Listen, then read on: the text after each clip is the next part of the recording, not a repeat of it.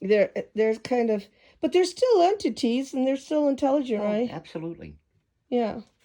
Now these two are drawings of Very powerful radar that the United States Army developed.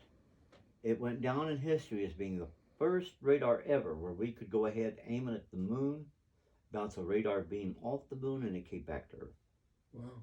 And that was part of Project 1794, in which we were working to build a craft where we could fly it to the moon with a 12-man crew and develop a space station.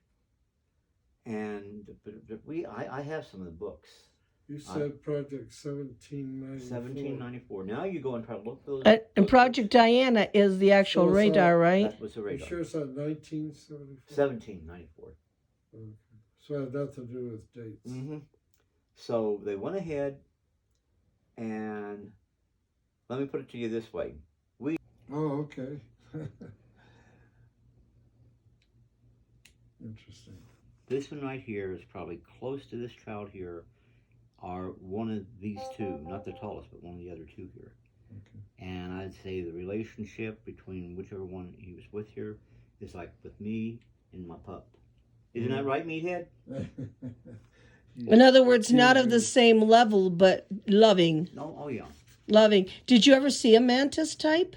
Oh yeah, I saw insectoids. Yeah, insectoids. And you know, it's not just the mantis type, but they'll talk to you. I mean, they're not evil. They're not bad. No, I know that, but are they part of a crash or more just contact? This is one we just come upon a craft that had landed. Right. And of course, they landed to try to pick up some of the entities that somehow got left behind some way or the other to pick them up, because the whole situation is we don't go, hey, you got some aliens out here, be looking for them. And they were mantis types. Mm-hmm. Now this one is a commander of a ship, they believe. Do the examination are like highly intelligent monkeys. I have to be very careful saying that.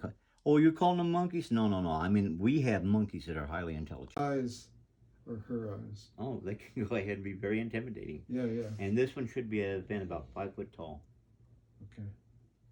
Now, this is a case where a little girl.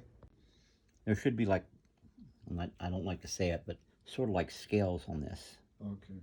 Very light. Very light. Color correct?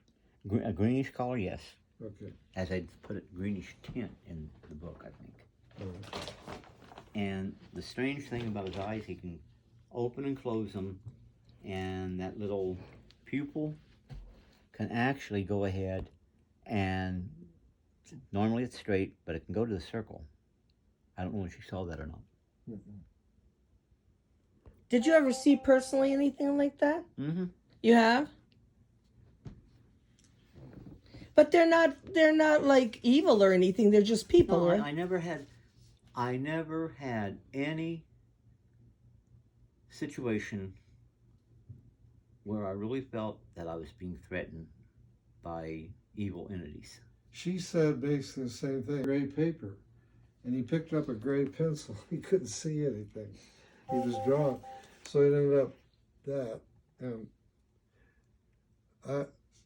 Is Eben a type of creature? An Eben is an extraterrestrial. Oh, it is. Yeah. Extraterrestrial biological entity.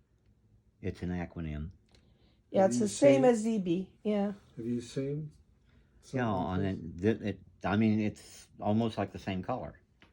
And I got a couple of books I could show you. The commander of the ship. And in this case, the guy was military that had the abduction. He was military.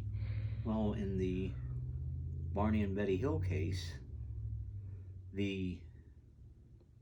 one of the creatures there was very friendly and tried to keep her calm. Right. Because she says, when I get off this craft, people aren't going to believe me. I want to take back something that I can prove I was here.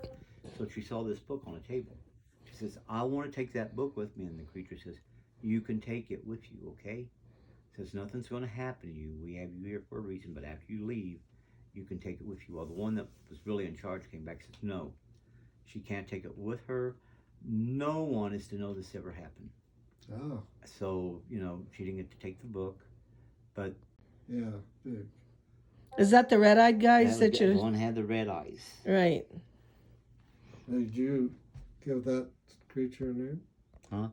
No, I went up, but I didn't expect to find anything. When I went to the back, we were sitting at the smoke shack in front of the mill dorm. And other people, but the two girls, the two cousins in particular, they gasped, and I looked out and I saw it, right?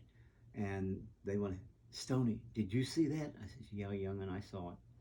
And I got up. They said, before you leave, will you tell us, what did you see, so we know that you saw the same thing? I says, well, I saw what appeared to be a tall, black shadow-like. I said, well, I think it's gone now, but I need to go and check out for sure. And I thought by the time I got back there, there'd be nothing back there. There's this one big long building, and there's the next one just like this first one. When I got back there, the center door, I look in there and it's right there, and I'm thinking, boy, did I make a mistake. I shouldn't have come back here. But I'm there already. So what do you do? Okay, I went back there to tell him he needed to leave and stop scaring the kids. Well, that's what I did. At that time, it told me, we could kill you. You were able to communicate with all. Oh, yeah. Why did he say we could kill you? That happened twice, and I have no idea. But this real soft-spoken voice came out, no harm shall come to this man. Really? Mm-hmm. Well, Was it from him or was it from somewhere else? It had to be from somewhere else. But I looked back and I saw those kids over there, and, you know, they looked horrified, and they saw what was going on. I says, go back around to the smoke shed. Everything's okay back here.